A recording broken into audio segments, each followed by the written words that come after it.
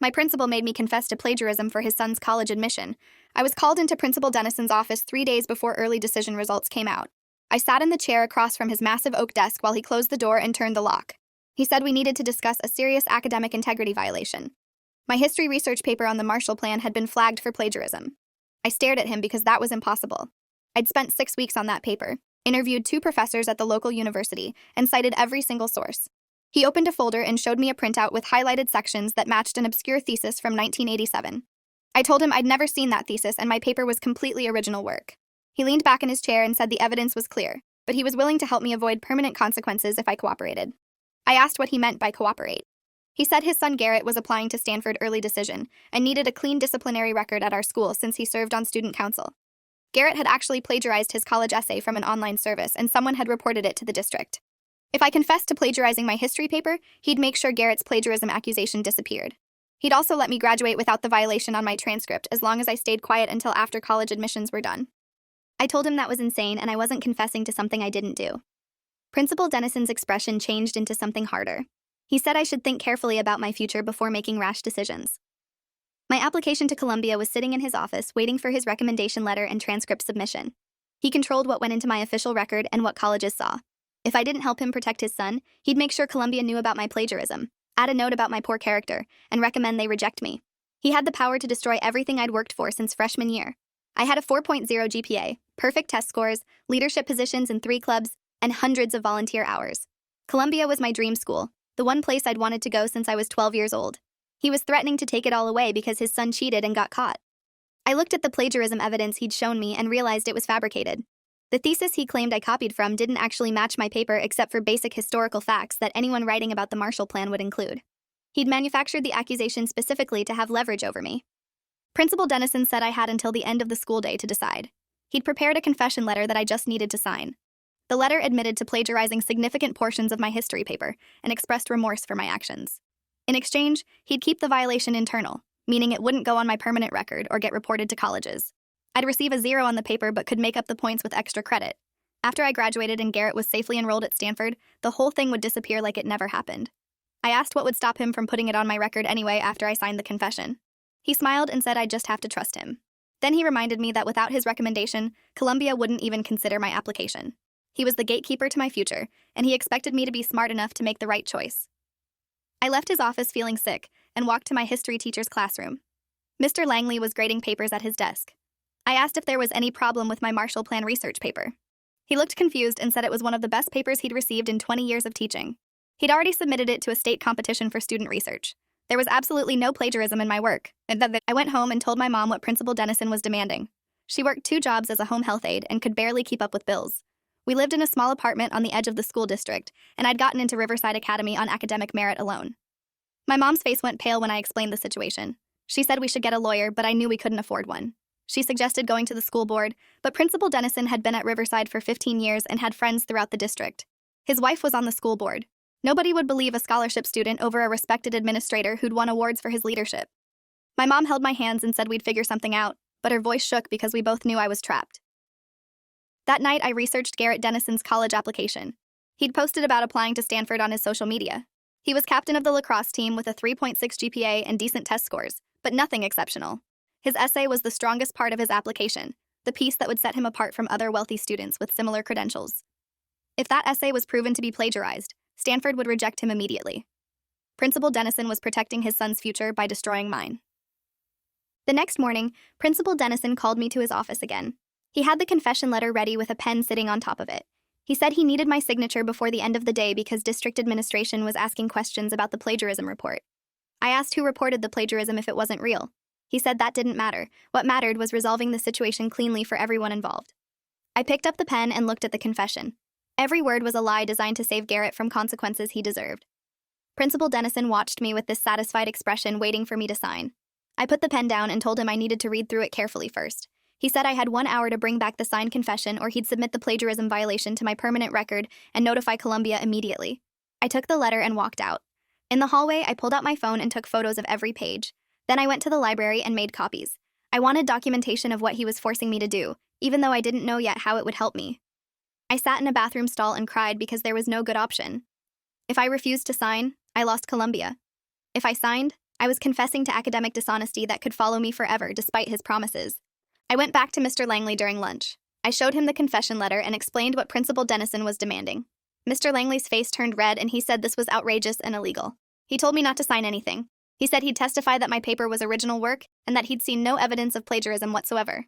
He pulled up the state competition submission and showed me the confirmation email. My paper was already being reviewed by professors at the state university. If there was plagiarism, they'd find it immediately. The fact that it had passed initial screening meant it was clean. Mr. Langley said he was going to the district office to report what Principal Dennison was doing. I grabbed his arm and begged him not to yet. I needed time to think about this carefully because if Dennison found out I'd told anyone, he'd submit the fake violation immediately, and my Columbia application would be destroyed before I could fight it. Mr. Langley looked torn but finally agreed to wait until the end of the school day. He said after that he was reporting it no matter what because this was an abuse of power that couldn't stand. I spent the afternoon thinking through every possible angle. Principal Dennison held all the institutional power. He controlled my transcript, my recommendation letter, and my official school record. Even if I eventually proved the plagiarism accusation was false, the damage would be done. Columbia's early decision deadline was in 2 days. Once they received information about academic dishonesty, they'd reject my application automatically. Their policy was clear about integrity violations. I couldn't prove my innocence fast enough to save my college admission. The only evidence I had was Mr. Langley's word against Principal Dennison's documentation, and in a he-said-she-said situation, the principal would win. I realized the only way to protect myself was to create leverage of my own. I needed evidence that Principal Dennison was falsifying the plagiarism accusation, and that he was doing it specifically to cover up his son's cheating. I went to the school's IT lab where I volunteered as a tutor. The computers there had access to the administrative network because teachers often worked in that space. I logged into my tutor account and started searching through the shared drives. It took me 40 minutes to find the folder with student disciplinary files. Garrett Dennison's file contained the original plagiarism complaint about his college essay. Someone named Anonymous had submitted evidence showing his essay matched content from an essay service website. The complaint was dated 3 days before Principal Dennison called me into his office. That was the timeline. Someone reported Garrett, and his father immediately started looking for a scapegoat. I downloaded copies of Garrett's disciplinary file and the plagiarism evidence against him. Then I found my own fabricated plagiarism accusation in the system. The report was dated the same day as Garrett's complaint, and it was filed by Principal Dennison himself. He'd created the accusation against me out of nothing, so he'd have something to force me to confess to. The supposed matching thesis from 1987 didn't actually exist. I searched every academic database I could access and found no thesis that matched what he'd shown me. He'd made up the entire thing, probably used basic text editing to create a fake document that looked legitimate. I had evidence now that proved what he was doing, but I still didn't know how to use it without destroying my own college application in the process. The end of the school day arrived and Mr. Langley found me in the library. He said he'd waited as long as he could, but he was calling the district office. I showed him everything I'd found. The fake plagiarism accusation against me, the real plagiarism evidence against Garrett, the timeline that proved Principal Dennison manufactured my violation to create leverage. Mr. Langley stared at the documents and said this was worse than he thought. This wasn't just abuse of power, it was fraud and coercion. Mr. Langley made copies of everything and said he was taking it to the superintendent first thing in the morning. But tonight, I needed to make sure Principal Dennison didn't submit anything about me to Columbia. He suggested I avoid any contact with Dennison until the superintendent could intervene. I left school and went straight home. My phone rang 20 minutes later. Principal Dennison said he'd been waiting for the signed confession and I'd failed to deliver it. He was extremely disappointed in my decision. As of this moment, he was submitting the plagiarism violation to my permanent record and sending a letter to Columbia explaining that I was under investigation for academic dishonesty. He said I'd had the chance to handle this quietly, and I'd chosen to make it difficult. Now I'd have to live with the consequences of my poor judgment. I told him I knew about Garrett's plagiarized college essay. I knew he'd fabricated my plagiarism accusation to cover for his son. I had copies of everything, and if he submitted anything about me to Columbia, I'd send all the evidence to Stanford and the school board. There was silence on the other end of the phone. Then his voice came back different, colder. He said I was making a serious mistake by threatening him. He had resources and connections I couldn't imagine. If I tried to destroy his son's future, he'd make sure I never got into any college anywhere. My mom overheard the call and grabbed the phone from me. She told Principal Dennison that if he retaliated against me in any way, we'd go to the police and the media. We had evidence of everything he'd done, and we weren't afraid to use it. She hung up and immediately started shaking. She said we needed to act fast before he could spin this against us. She called her sister who worked as a paralegal at a small law firm. My aunt listened to the whole story and said she'd talk to her boss in the morning about taking the case pro bono. She said what Principal Dennison did was potentially criminal, and any decent lawyer would want to stop him. That night, I barely slept. I kept checking my email waiting for the notification from Columbia saying my application had been withdrawn. Every hour that passed felt like waiting for a bomb to drop. At 6 in the morning, I got an email from Principal Dennison. The subject line said final warning. The email explained that he'd reconsidered his decision to submit the plagiarism violation immediately. He was willing to give me one more chance to resolve this situation appropriately. If I came to his office before school started and signed the confession, he'd forget about my threats and handle everything as originally planned. If I refused, he'd submit not only the plagiarism violation but also a behavioral report documenting my threatening language toward a school administrator. He'd paint me as unstable and aggressive, someone who tried to blackmail him when caught cheating. I forwarded the email to Mr. Langley and my aunt. Then I got dressed and went to school early. Principal Dennison was in his office with the door open. He looked like he hadn't slept either. I walked in and he closed the door behind me. He had the confession letter on his desk again, along with a new document. The new document was a behavioral contract stating that I agreed to accept responsibility for my actions, respect administrative authority, and refrain from making false accusations against school staff. Signing both documents would resolve everything. He said this was my last opportunity to be smart about my future. I looked at the papers, and then at him. I asked if he genuinely believed threatening a student into confessing to fake plagiarism was acceptable behavior for an educator. He said I didn't understand the pressure of protecting your child. He'd worked his entire life to give Garrett opportunities, and he wasn't going to let one mistake ruin his son's chances at Stanford. Garrett had a bright future ahead of him, and sometimes parents had to make difficult choices to protect their children. I asked if destroying an innocent student's future was a difficult choice he felt good about. He said I wasn't innocent. I was collateral damage in a situation that was bigger than me. If I'd just signed the confession 3 days ago, none of this would have escalated. The office door opened, and Mr. Langley walked in with a woman I'd never seen before. She introduced herself as Diana Reeves from the district office. She said she'd received serious allegations about academic fraud and administrative misconduct. Principal Dennison stood up and said this was a misunderstanding, that Mr. Langley had misinterpreted a standard disciplinary procedure. Diana Reeves asked to see all documentation related to my plagiarism accusation. Principal Dennison hesitated and then pulled out the folder. She reviewed everything carefully, including the supposed matching thesis from 1987. She asked him to provide the original source of the thesis so she could verify the plagiarism claim. He said it was from his personal research library at home and he'd bring it tomorrow. Diana Reeves said that wasn't acceptable. She needed to verify the source immediately, and she'd already contacted several academic databases. None of them had any record of the thesis he claimed I'd plagiarized from. She asked him directly if he'd fabricated the plagiarism accusation. Principal Dennison's face turned red and he said she had no right to question his professional judgment. She said she had every right when a student's future was at stake. She turned to me and asked if I'd been pressured to confess to plagiarism I didn't commit. I looked at Principal Dennison and then told her everything.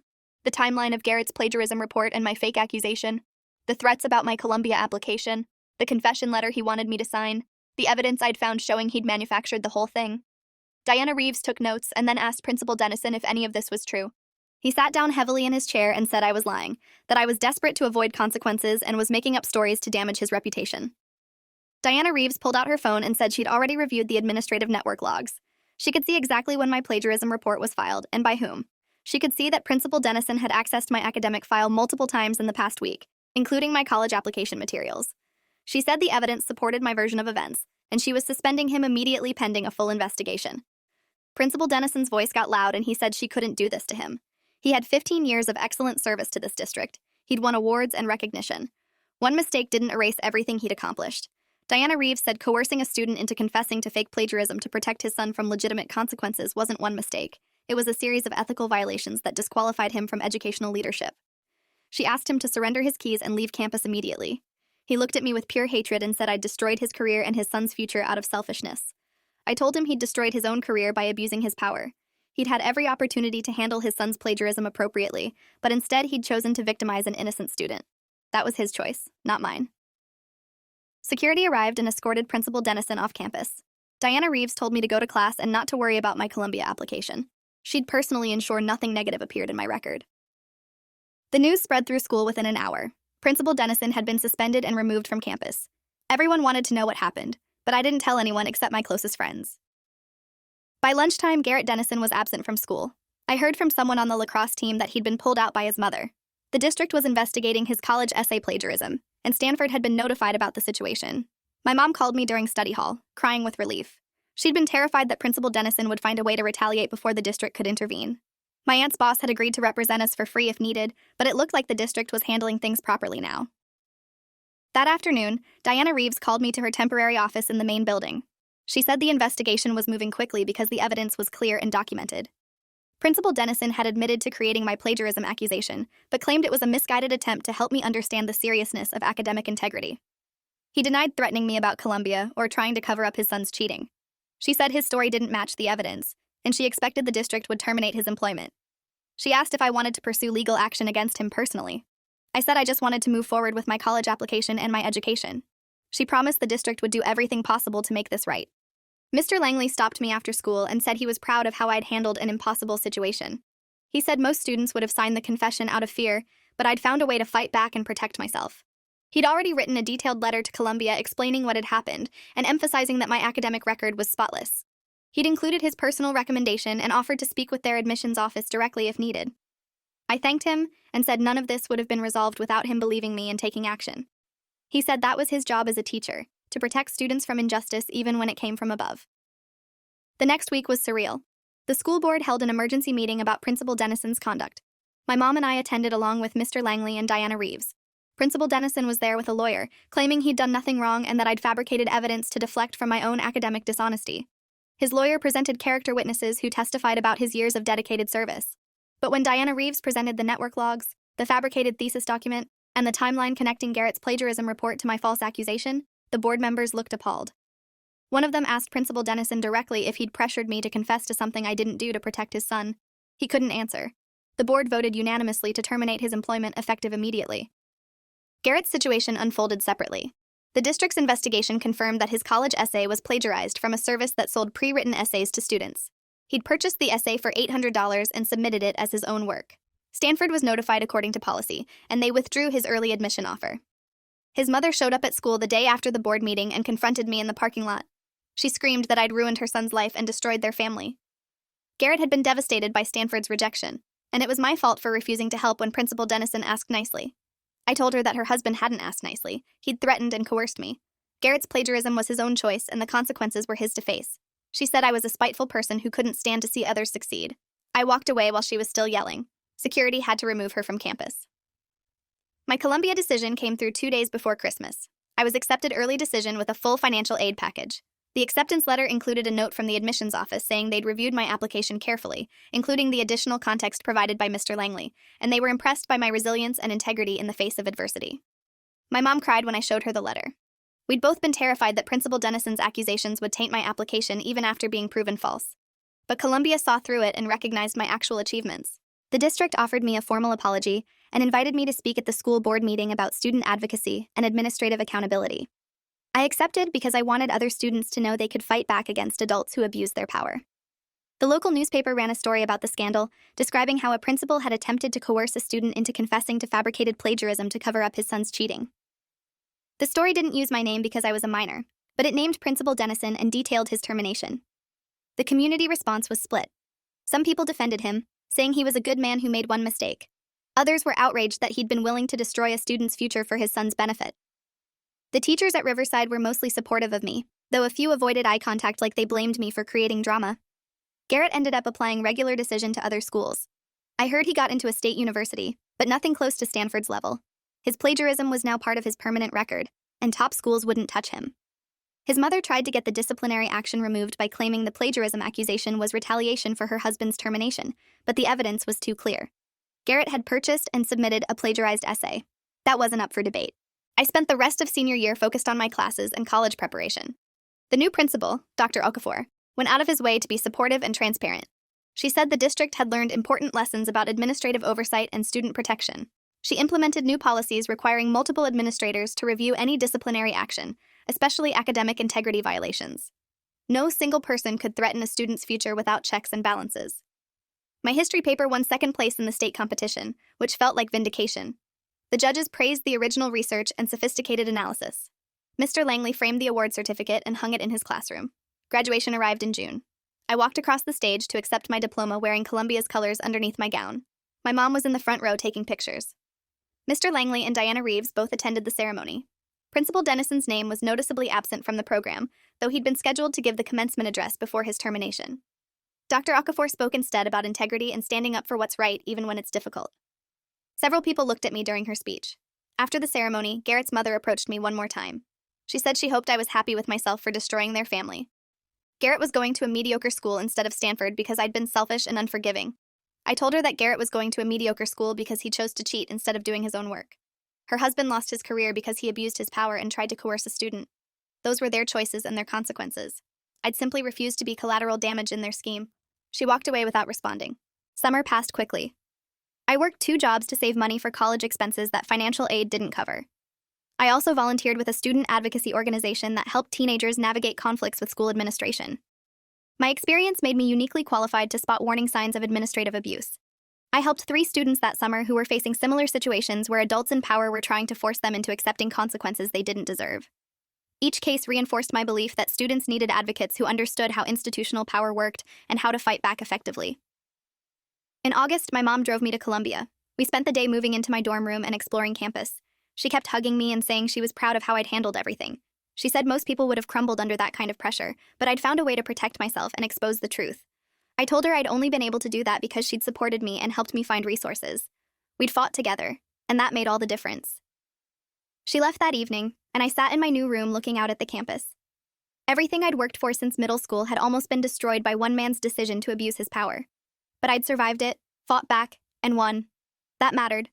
The fact that I was sitting in a Columbia dorm room proved that truth and integrity could overcome institutional corruption if you were willing to fight for them. My first semester was challenging but incredible. I took classes that pushed me intellectually and met people from all over the world. Nobody at Columbia knew about the plagiarism scandal or Principal Dennison's coercion. I was just another freshman trying to figure out college life. In October, I got an email from Diana Reeves. She said Principal Dennison had filed a lawsuit against the school district claiming wrongful termination. His lawyers argued that he'd been fired without due process and that the investigation was biased.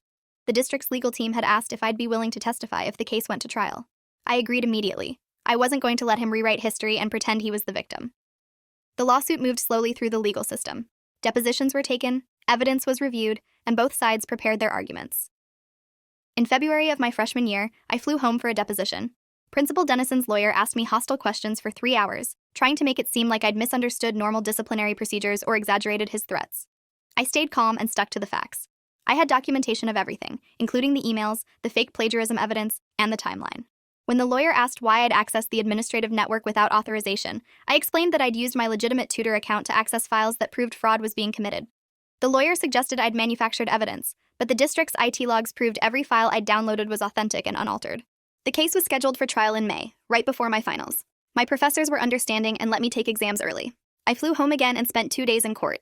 Principal Dennison looked older and tired. His legal team tried to paint him as a dedicated educator who'd made a judgment call that was second-guessed by vindictive administrators. They claimed I was a manipulative student who'd twisted a standard academic integrity procedure into a scandal. But when the district's lawyers presented all the evidence, including Dennison's own emails threatening my college application, his fake plagiarism documentation, and the timeline proving he'd created my accusation right after his son was reported, the narrative fell apart. Mr. Langley testified about my paper's quality and the state competition. Diana Reeves testified about the administrative investigation and the clear evidence of misconduct. Several other teachers testified that they'd witnessed Dennison making inappropriate comments about me in the weeks before the scandal. One teacher said she'd heard him tell another administrator that I was too ambitious for my own good and needed to be brought down a level. The testimony painted a picture of a principal who resented a scholarship student's success and saw an opportunity to eliminate a problem while protecting his son. The jury deliberated for 6 hours and returned a verdict in favor of the school district. Principal Dennison's wrongful termination lawsuit was dismissed with prejudice, meaning he couldn't refile. The judge said the evidence clearly supported the district's decision to terminate him, and his conduct had been egregious enough to warrant immediate action. After the trial, I walked out of the courthouse with my mom and Mr. Langley. Dennison's lawyer tried to approach us, but we kept walking. My mom said it was finally over. We could stop looking over our shoulders waiting for him to find some new way to attack. Mr. Langley said justice had been served, though it had taken too long. I said what mattered was that the truth had come out completely and permanently. No one could question what really happened now. We went to dinner that night to celebrate. Mr. Langley brought his wife, and my aunt joined us with her boss who'd offered to represent us pro bono. Everyone toasted to perseverance and integrity. My aunt's boss said she'd followed the case closely and was impressed by how I'd documented everything and built leverage against someone with institutional power. She said those skills would serve me well in whatever career I chose. I told her I was thinking about law school. She said she'd write me a recommendation when the time came. The rest of my freshman year passed smoothly. I made Dean's List both semesters and got involved with the student newspaper. I wrote an article about administrative accountability in high schools and how students could protect themselves from abuse of power. The article was picked up by several education websites and sparked conversations about student rights and administrative oversight. I got emails from students around the country who'd faced similar situations, and I tried to respond to all of them with advice and resources. Sophomore year, I declared a political science major with a focus on education policy. I wanted to understand how institutional power worked and how to build systems that protected vulnerable people from those who'd abuse authority. I took classes on civil rights, administrative law, and organizational ethics. Everything connected back to my experience with Principal Dennison and how one person with unchecked power could destroy lives for personal benefit. In November of my sophomore year, I got a message through social media from someone I didn't recognize. The profile picture showed a college-aged guy. His message said his name was Garrett Dennison and he wanted to apologize. I stared at the message for a long time before opening it. He'd written several paragraphs explaining that he'd spent the past 2 years thinking about what happened. He said he'd been a coward who let his father destroy my life to cover up his mistake. He said he was sorry for plagiarizing his essay and sorrier for not coming forward when his father started threatening me. He'd known what his father was doing was wrong, but he'd been too scared of losing Stanford to speak up. He said he'd been seeing a therapist who helped him understand how privilege and entitlement had made him think he deserved success, even if it came at someone else's expense. He was at a state university now studying business. He'd retaken the classes he'd cheated in during high school to prove to himself he could do the work honestly.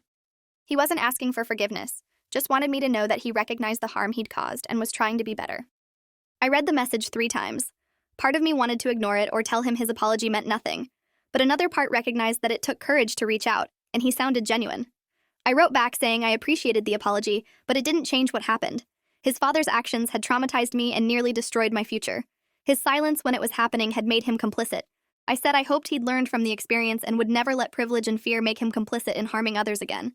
He responded thanking me for reading his message and said he understood if I never wanted to hear from him again. We never spoke after that. I blocked his profile not out of anger, but because I didn't need that connection in my life. He wasn't part of my story anymore, except as a cautionary tale about entitlement and the consequences of cheating. Junior year, I applied for an internship at an education advocacy nonprofit that worked on student rights issues. I wrote my application essay about my experience being coerced by a principal and how it had shaped my understanding of power dynamics in schools. I got the internship and spent the summer working on cases where students faced unfair disciplinary actions. One case involved a girl whose principal was threatening to suspend her for reporting a teacher's inappropriate behavior. Another involved a student whose grades were changed as retaliation for his mother complaining about school policies. Each case reminded me of my own situation and reinforced why this work mattered. Students were vulnerable to adult abuse of power, and they needed advocates who understood how institutions protected themselves at the expense of individuals. My supervisor at the nonprofit told me I had a natural talent for identifying weak points in administrative arguments and building evidence-based cases.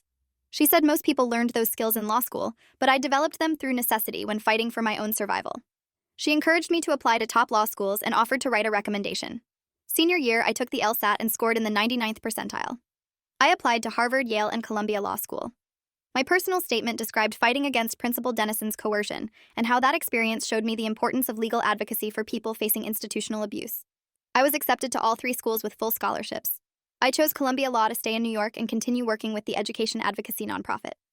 My mom flew up for my college graduation. She'd taken the day off work and bought a new dress for the occasion. When they called my name, she stood up and cheered louder than anyone else's family. After the ceremony, she hugged me and said she'd never doubted I'd make it here despite everything that had tried to stop me. Mr. Langley sent me a card congratulating me on graduation and my law school acceptance. He wrote that he'd always known I had the strength and intelligence to overcome any obstacle. He said watching me fight back against Principal Dennison had restored his faith in the power of truth and the resilience of determined people. Law school started in August.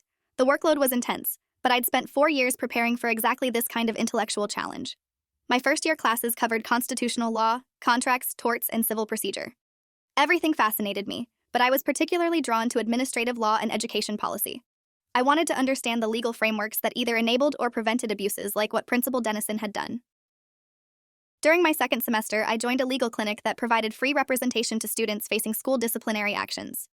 We took on cases that other lawyers wouldn't touch because they were too small or too complicated to be profitable. I represented a 9th grader who'd been expelled for defending himself against bullying. I represented a senior whose scholarship was revoked after she reported sexual harassment.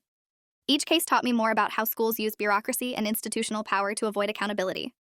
My supervising attorney said I had an instinct for education law that usually took years to develop. She asked about my background, and I told her about Principal Dennison. She said that explained my passion and my understanding of how administrators manipulated procedures to protect themselves. She encouraged me to specialize in education law and civil rights after graduation. Second year of law school, I worked as a summer associate at a firm that handled education litigation. I helped prepare cases against school districts that had violated students' rights. One case involved a principal who'd falsified disciplinary records to cover up a teacher's misconduct. Another involved an administrator who'd retaliated against students who reported safety violations. The patterns were depressingly familiar. People with authority abusing it to protect themselves or their allies while vulnerable students paid the price. I graduated law school in 3 years instead of 4 by taking summer courses and overloading my schedule. I passed the bar exam on my first attempt. The education advocacy nonprofit that I'd interned with offered me a position as staff attorney. I accepted immediately. My first case as a licensed attorney involved representing a high school student whose principal was forcing her to confess to vandalism she didn't commit to protect the actual culprit, who was the principal's nephew. The parallels to my own situation were striking. I gathered evidence, documented the timeline, and presented everything to the school board. The principal was terminated within 2 months. My client's record was cleared, and she went on to graduate with honors.